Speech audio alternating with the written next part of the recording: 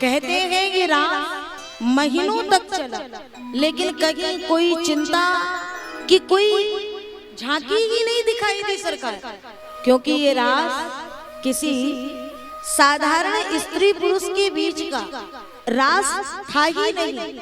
ये तो जीव और ब्रह्म, भक्त और भगवान के बीच का उपासना प्रधान भाव का रास था। भगवान ने सबको दर्शन कराए और मानो जिसके जीवन में कृष्ण का ये रास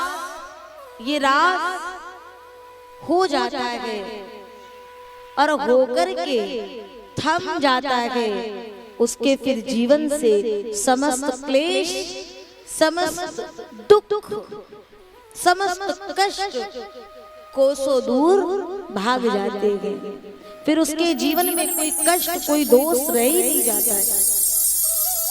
मानो भगवान ने अपनी ब्रजांगनाओं को समस्त प्रकार से सुखी करने के लिए ये रास की प्रक्रिया कर दी, क्योंकि भगवान को पता है आगे की स्थिति क्या होने वाली है।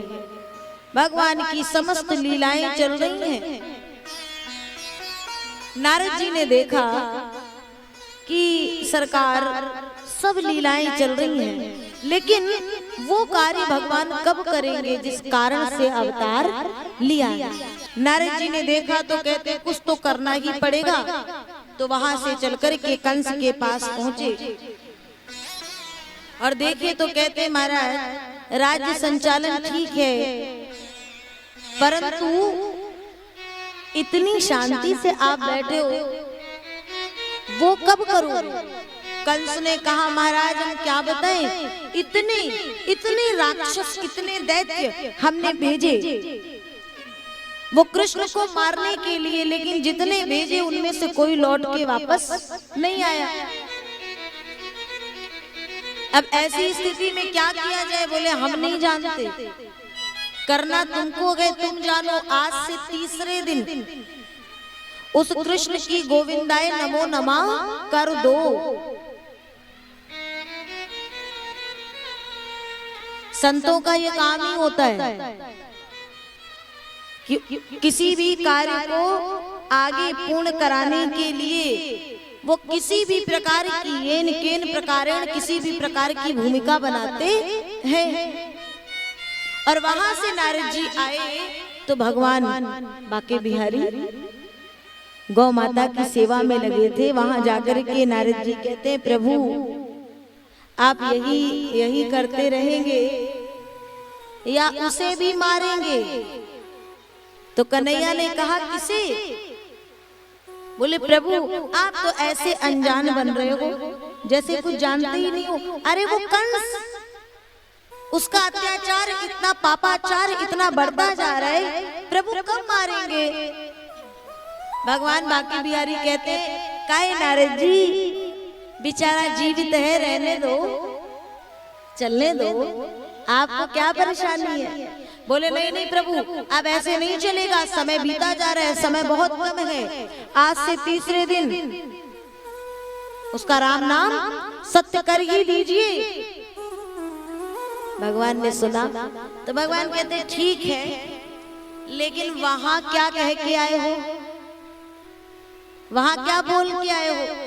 तो नारद जी चरणों में गिर गए और कहते हैं प्रभु आप तो सर्वंतर्यामी हो, सर्वंतर्यामी हो, आपने हमारे मन की बात को जान तो लिया ही है, तो अब प्रभु वो कार्य कर दीजिए जिसके कारण से आपका अवतार हुआ है और जिस कार्य से समस्त भक्तों की रक्षा हो। कंस ने सभा बुलवाई और सभा में सभी को विराजमान किया और फिर कहा मैं एक मेले का आयोजन कर रहा हूँ, धनुष यज्ञ का आयोजन कर रहा हूँ और इसी में मल्ल युद्ध का आयोजन भी है। अक्रूर जी सामने बैठेंगे। कंस ने अक्रूर जी से कहा अक्रूर जी आपको जाना होगा और नंद के दोनों कुमारों को यहाँ मेला देखने के बहाने से लाना होगा और फिर जब वे आ जाएंगे तो हम मल्ल युद्ध के द्वारा उनका प्राणांत कर देंगे, क्योंकि अभी तक हमने जो दैत्य भेजे सो तो उनसे तो वो मरे नहीं, इसलिए उन्हें हमारे ही सामने लेकर के आओ। हमें तो देखे आखिर वो कितने बड़े बलशाली हैं, कितने बड़े शक्तिशाली हैं। अक्रूर जी ने मन में एक बार सोचा, मैं पहली बार भगवान के पास जाऊं और भगवान को इसलिए यहाँ लेने के लिए जाऊं कि ये कंस उन्हें यहाँ बुला करके मार दे।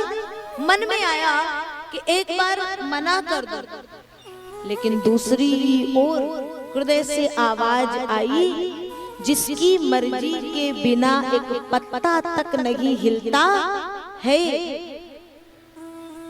कीड़े कुंजर जो सभी का पेट भरता है, उस परमात्मा को मारने की सामर्थ इस कंस में नहीं। अगर भगवान ने मुझे नियुक्त किया है उन्हें लाने जाने के लिए, तो इसमें मेरे ठाकुर की ही कोई बहुत बड़ी इच्छा है।